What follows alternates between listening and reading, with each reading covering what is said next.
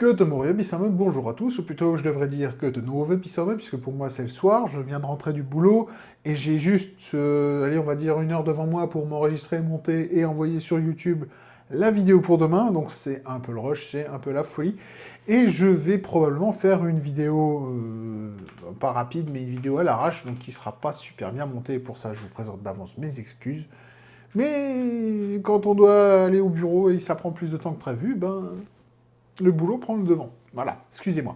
Donc, la question pour aujourd'hui, le 23 août, question numéro 23, c'est un joueur hors pair. Le joueur hors pair. Alors, moi, je vais plutôt me concentrer sur le mot-clé qui est joueur et... je vais me concentrer sur le joueur, cet inconnu. Dans le sens où, dans pas longtemps, d'ici 2-3 semaines, pardon, je vais être MJ de nouveau au Schlockenspiel à Strasbourg pour la séance de Rollenspiel du 11, je crois, du 11 septembre, je suis plus sûr, il faudrait que je revérifie. Si c'est pas la bonne, ce sera marqué là. Et je vais faire une table de chroniques oubliées contemporains où vous allez jouer des super-héros. Voilà, si jamais par hasard quelqu'un qui regarde mes vidéos et aussi à Strasbourg est intéressé par du jeu de rôle et me voir et mettre sur ma table. C'est improbable, mais allons-y. Et le problème est, c'est un one-shot. J'ai 3h30, 4h devant moi pour faire ma partie. Et même si faire des persos dans Chroniques oubliées peut être très rapide, vu qu'on joue des super-héros, je vais d'ailleurs créer des super-héros pour mes joueurs. Et là, on arrive sur le problème. Outre le fait de quel personnage j'ai besoin pour que mon scénar avance, mais là, on n'est pas en train de parler des personnages, on est en train de parler des joueurs. Et le problème, c'est qu'il faut que je trouve, à peu près, pour faire simple, des super-héros et des types de jeux et des types de personnages qui vont plaire à peu près tous les types de joueurs qu'on peut croiser. Alors, bon, j'ai déjà prévenu que le scénar en question était... Bon, c'est un scénar qui est déjà écrit, il n'est pas de moi, mais voilà, je l'adapte et je vais le faire jouer, et c'est un scénar qui est quand même vachement orienté action. Donc, bon, j'ai prévenu sur le texte de recrutement, donc voilà, on verra bien ce que ça donne. Mais qu'est-ce que je peux faire, qu'est-ce que je peux créer comme personnage pour contenter à peu près tous les profils de joueurs? Ça c'est la grande question. Alors, outre le fait que je vais avoir un truc qui va être au corps à corps, qui va envoyer des nions de fous furieux, et qui va encaisser des coups de taré façon Hulk, même si ce ne sera pas un gros truc tout vert, ça va être un truc dans ce genre-là, parce que ça s'appelait toujours de jouer bourrin. Il y en a toujours qui aiment jouer les barbares, et ils ont raison, parce que c'est fun. Je vais aussi avoir un élémentaliste, donc quelqu'un qui contrôle un élément, ou un truc, enfin une énergie plutôt, je devrais dire, donc ça peut être le feu, ça peut être le froid, ça pourrait être de l'eau, ça pourrait être de l'électricité, enfin je sais pas, c'est pas encore... Quand je vois le scénar, je me dis qu'il y a une ou deux options qui pourraient être très intéressantes, parce qu'elles vont vraiment faciliter le jeu. Mais bon, voilà, je vais faire un truc pour les fans de Mago, pour ceux qui ont envie de jouer des mages, un mage. Je vais faire forcément le bricoleur fou, donc que ce soit avec un gars qui a des gadgets dans tous les sens façon Batman, ou un mec qui a une armure complètement technologique façon Iron Man. Et surtout parce que c'est des personnages... C'est un profil qui pourra aussi m'aider dans ce jeu, donc, enfin dans le scénar, donc je me dis pourquoi pas l'intégrer, faire une pierre de coups, et puis voilà. Mais c'est un style de jeu qui va plaire aussi les gens qui ont peut-être de l'intuition, qui vont vouloir et pouvoir bricoler des choses à la volée au besoin. Pourquoi pas, voilà. Il va me falloir le truc plutôt agile, le personnage plutôt agile, parce qu'il y a des joueurs qui aiment bien jouer les furtifs, qui aiment bien jouer les personnages un peu axés, qui sont là plutôt dans l'aide au groupe par la reconnaissance, pour voir en avance ce qui va se passer, pour, comment dire, pour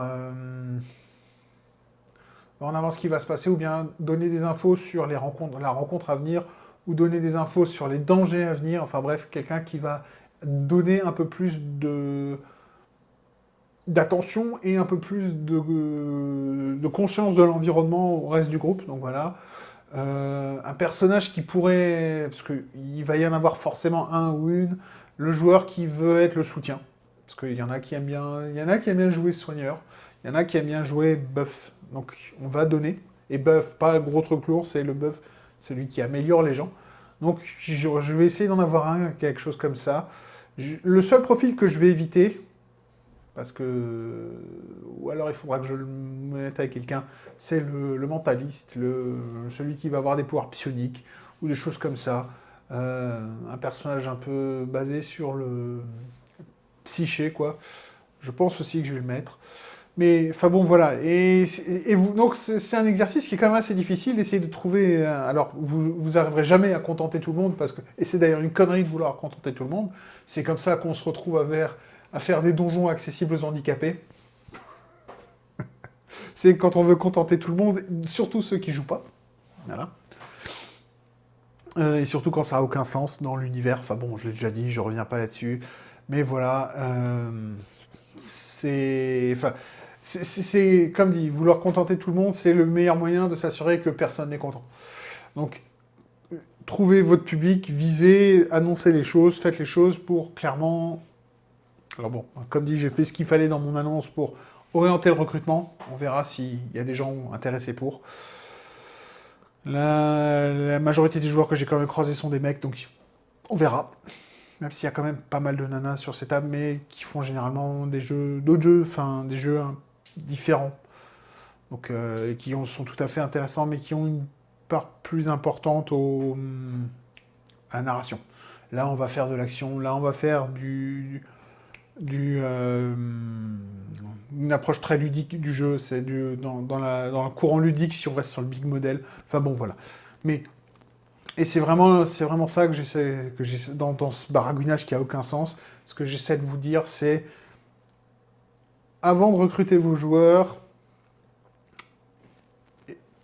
quand vous préparez votre session 0, sachez déjà pour qui va être le scénar que vous ou la campagne que vous préparez, parce que c'est super important.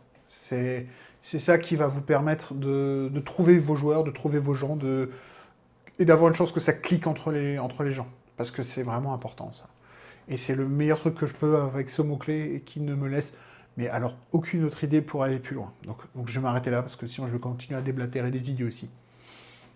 Et puis je vois que ça fait déjà presque 8 minutes que je m'enregistre, donc enchaînons, parce que sinon je vais prendre trop de temps. Je vais passer au thème d'aujourd'hui qui est rituel. Ritual. Ok. Et on va passer sur la webcam toute pourrie pour jeter un dé. Hop. Je vais enlever la bière du champ de vision. Et on va jeter le dé. Ah, punaise. C'est un 3. Et donc je suis censé écrire une bulletin board quest. Une quête qui serait affichée quelque part. Donc une petite mission, une petite quête sur un affichage communautaire ou à l'entrée d'une taverne ou une connerie comme ça, ou dans une guilde d'aventuriers ou je ne sais quoi d'autre.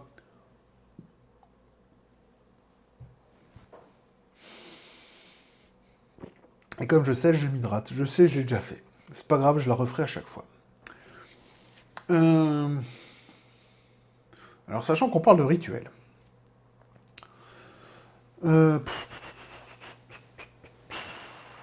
Qu'est-ce que je pourrais partir? Qu'est-ce que je pourrais faire là-dessus? Sachant que... une quête pour un rituel, en gros, quoi. Eh bien, je vais vous parler d'une quête que... Alors, c'est pas une quête sur un tableau d'affichage, mais c'est tout comme, parce que c'est une quête que j'ai utilisée comme accroche sur pour mon premier playtest de Silbertal. Pour faire simple, la quête accrochée à un tableau d'affichage, là, c'est simplement un avis de disparition. Correction, un avis d'enlèvement. Puisque dans la ville où se passent mes scénars d'intro, la ville de Kolm, eh ben, C'était quoi? J'essaie de me rappeler. L'alchimiste de la ville a disparu.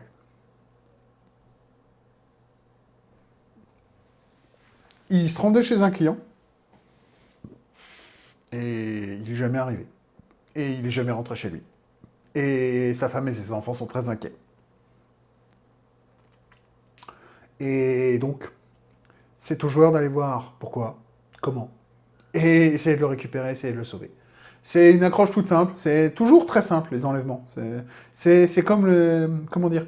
C'est une version light, allégée, et avec moins de motivation pour les joueurs que voler quelque chose aux joueurs.